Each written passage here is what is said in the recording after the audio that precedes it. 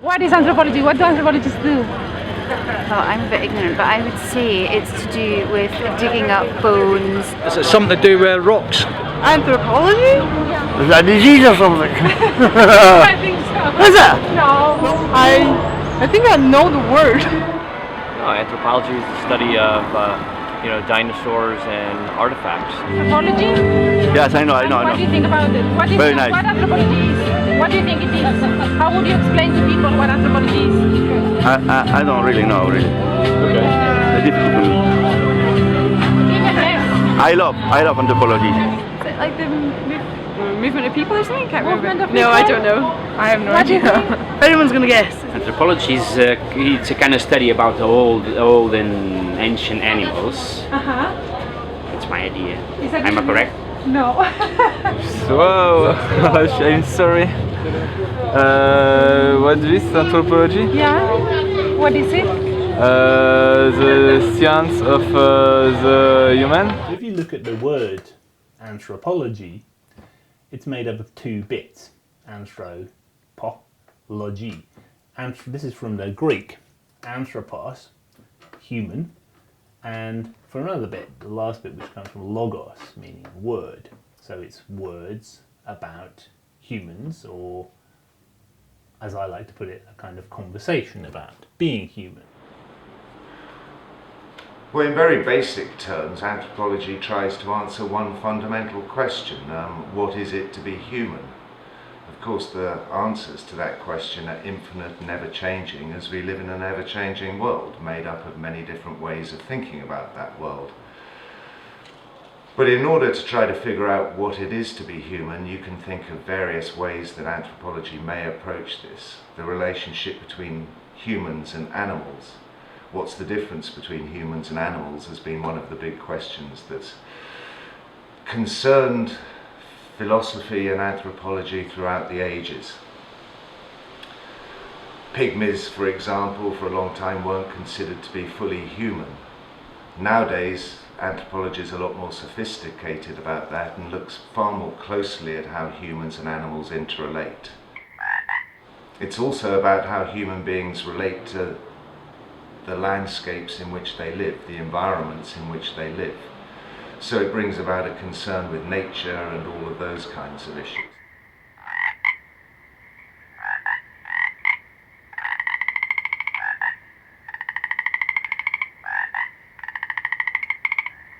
What are you? Sorry, you tell me about the Preaching the gospel Okay. of Jesus Christ in that day. Hiya, do you want to be in the film? No, do you want to be in? What's anthropology? Yeah, whether you've heard about it before, do you know anything about it? Have you heard about anthropology? No idea? You know about how different people live? So you go and you live with one group of people, say, in the jungle, in the Amazon, and then you learn their way of life, and then you live with, I don't know, another group of people perhaps in Alaska with the Eskimos and so on, yeah? And then you're trying to see how they see the world and what they think about the world, yeah?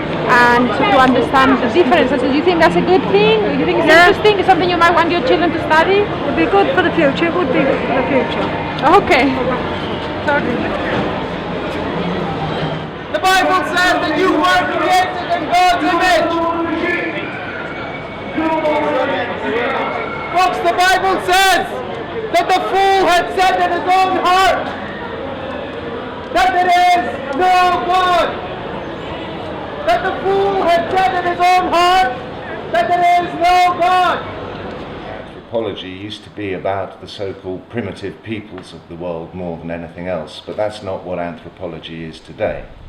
Anthropology today is about all the people that live on the face of the planet. All people living in the 21st century, truthfully. That can include anything much you want.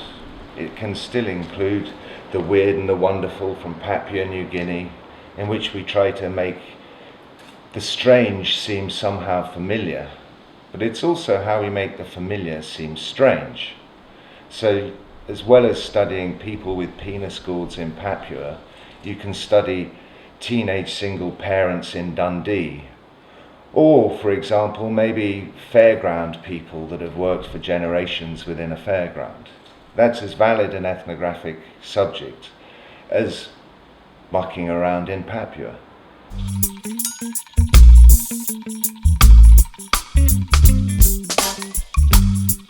We've had kiddies rides, now we're into this and we have a hot food one that...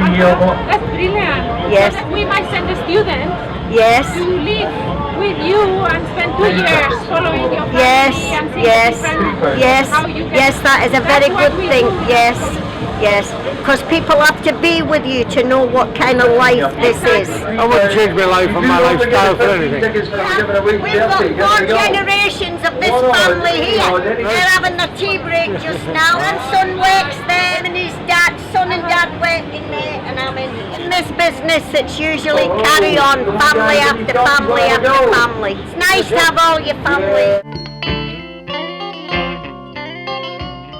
Anthropology takes time. That's what we do. We take time to look at things in their complexity. We don't reduce things to easy answers.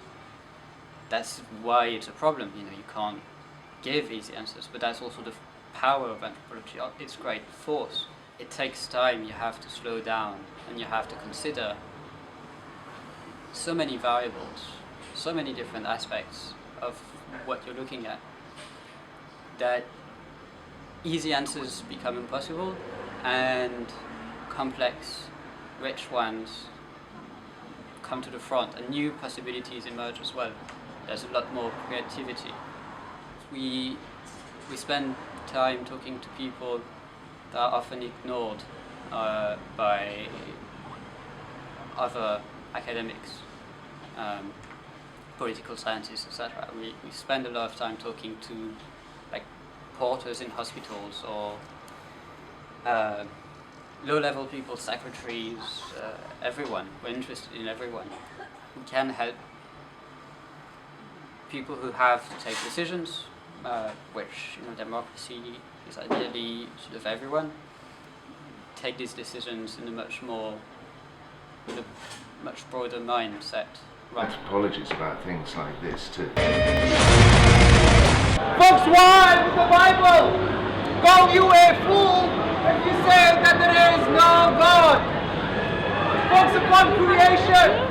Oh, you've got to choose, remember. Don't you think, have you heard about the gang, the fighting in London? You think that's a sign? That's all signs of the ends of the times, 100%. I know, And these banks are closing, you know, the banks all the signs of the times. You must have read the Bible to find out the different things. Read Revelations like reading a newspaper. Well, good luck. Make your mind up very soon. Okay, I will. I want to see you in heaven. I hope so. See ya. A man dies, there is judgment. Folks, there will come a time when you will be judged. If you let the subject take you over, it'll transform the way you think about the world forever. At least that's what it's done for me. It gave me a framework for understanding the world, the chaotic world in which we live, a world full of sex, murder and mayhem. It's enabled me to try to understand how, through things that seem based on good intentions like development, even tourism, we continue to have these profound impacts upon the world. It's given me ways to try to understand why people might want to turn themselves into a cat. My ears have been pointed. Yes, wow, remarkable. There's an implant up here to change my brow line and an implant in here to change my profile. There's piercings here where whiskers go. My lip has been cleft and my nose has been relocated to give it a more flat kind of look. In fact, my earlobes have been elongated to give them a more cat-like appearance. There's been silicone injected in my cheeks and in my chin. The piercings where the whiskers go, my teeth. Wow. You could see this as a very weird form of behavior, or you could say, well, what kind of society makes this possible and meaningful? As an anthropologist, what you would look at is, well, how does he express interests and preoccupations and questions and emotions and passions and feelings that we all have, so that rather than seeing him as somebody really weird, we see him as a mirror of ourselves. Only thing I have currently planned that we've kind of worked out a ability to do is to do transdermal implants like these here and mount them like back here, probably 3 on each side, where I can mount tiger type ears. Tiger what? Tiger type ears. Oh, tiger type ears. You know, so they look like tiger ears. It would be you're nice to going have them permanent, but that wouldn't be practical. There's a limit to what you can do.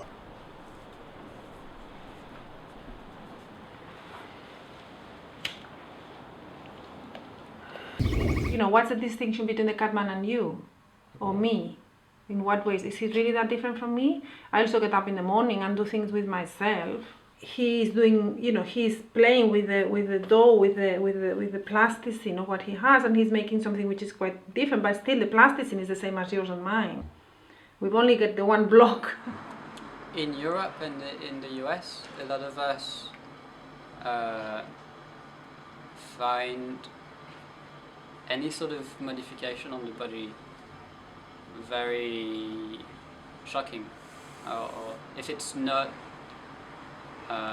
supported by a certain number of experts, medical experts, etc., we find them often shocking or ridiculous, or it's very difficult for us to understand what's going on there. Just looking this way, you saw this one here. What we know is that it's not benign, and it's not just fanciful very often. It usually comes with a very intense experience, and it affects both the way you perceive yourself and the way other people perceive you. Very quickly, please.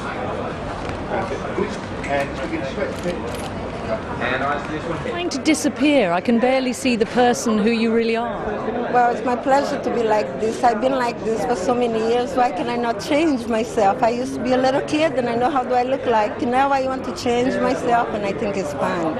I love it. So her obsession, so her extreme way of, you know, piercing herself or anything, something like that, is in fact just an extreme form of something that we all do. You know, like I also have pierced earrings, and I also do things with my body in order to present myself in a particular way. I'm very proud of what I'm wearing, what I'm doing.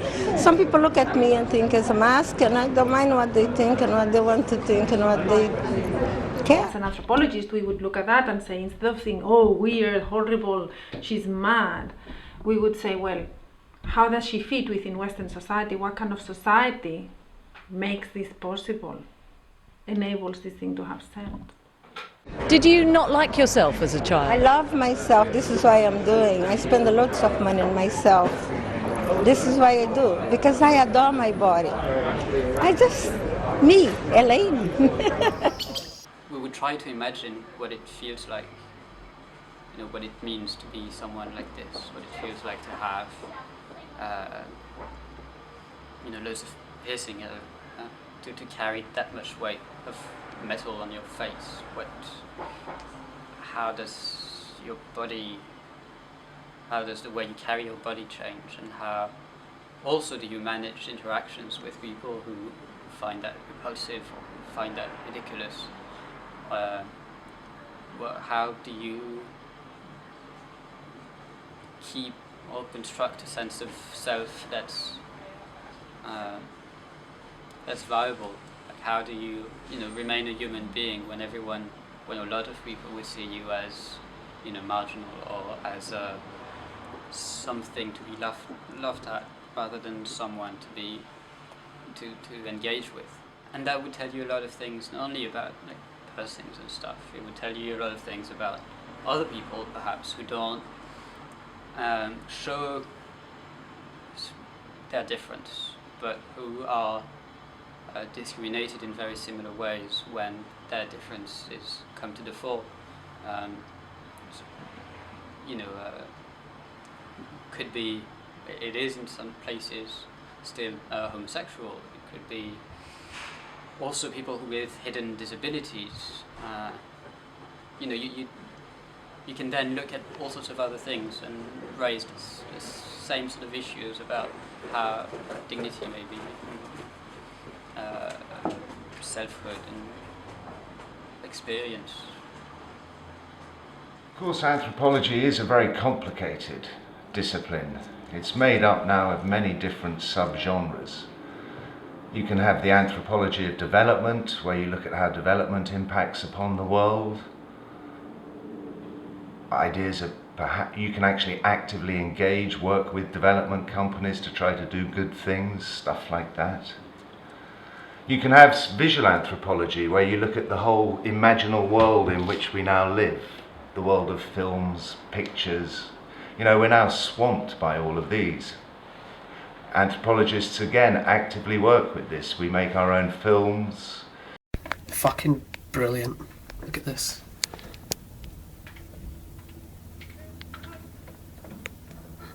What, they're trying to stab each other with fucking sticks?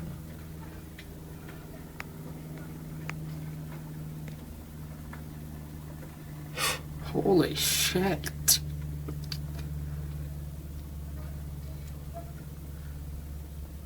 Kill. He's killed.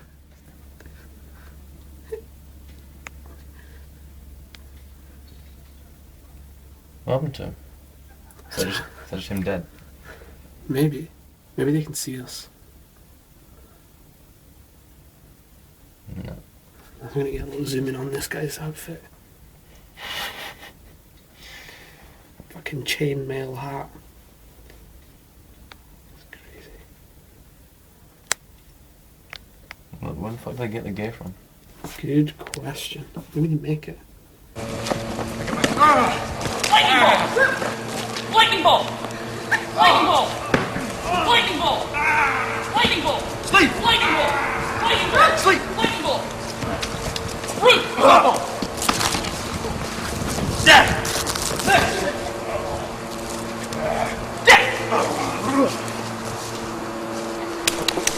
So they are, in some ways, they are like children. But if you think about it, this notion that you can become something else, that you can transform yourself,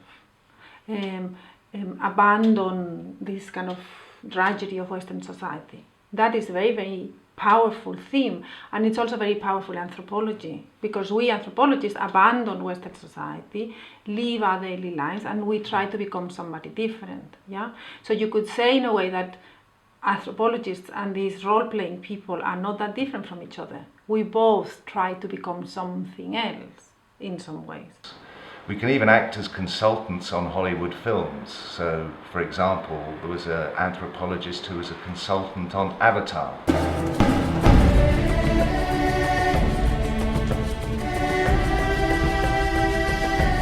The people in Avatar are a classic example of what we might call the myth of the eco-savage.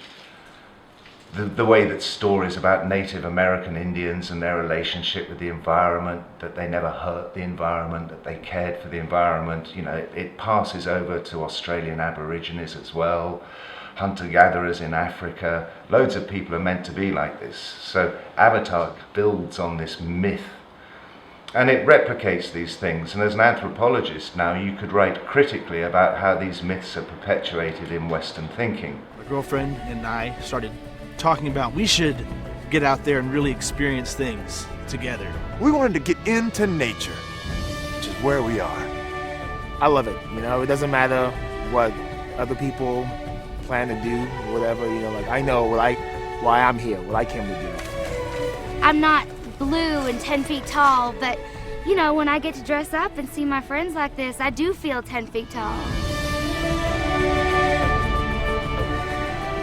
I mean, everyone looks good. They got long hair, they're muscular. They, in a way, live within the confines of their imagination. Whereas we try to step outside the confines of our imagination. So we try to really shed our ideas, our preconceptions, and try to understand the world in a very different way, which is the possibility to imagine myself as somebody else within these constraints that I will never be anybody else but myself. Okay, we're not doing this because it's cool.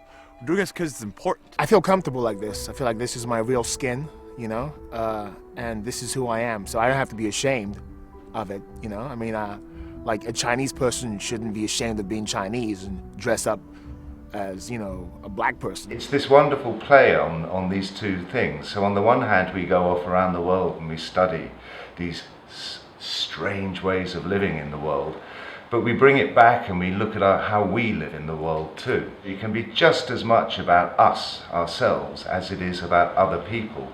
The language of the Na'vi is very beautiful. I am Na'vi. I have to prove it by saying stuff. You know, I really feel like I can see people. Like I see you here. I see you. I see you.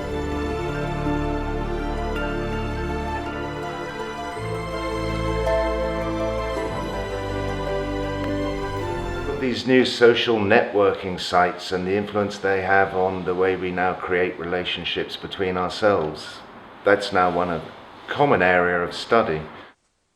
I wanna see you peacock, cock, cock, you peacock, cock, you peacock, cock, cock, you peacock. I wanna see you peacock, cock, cock, you peacock, cock, you peacock, cock, cock, you peacock.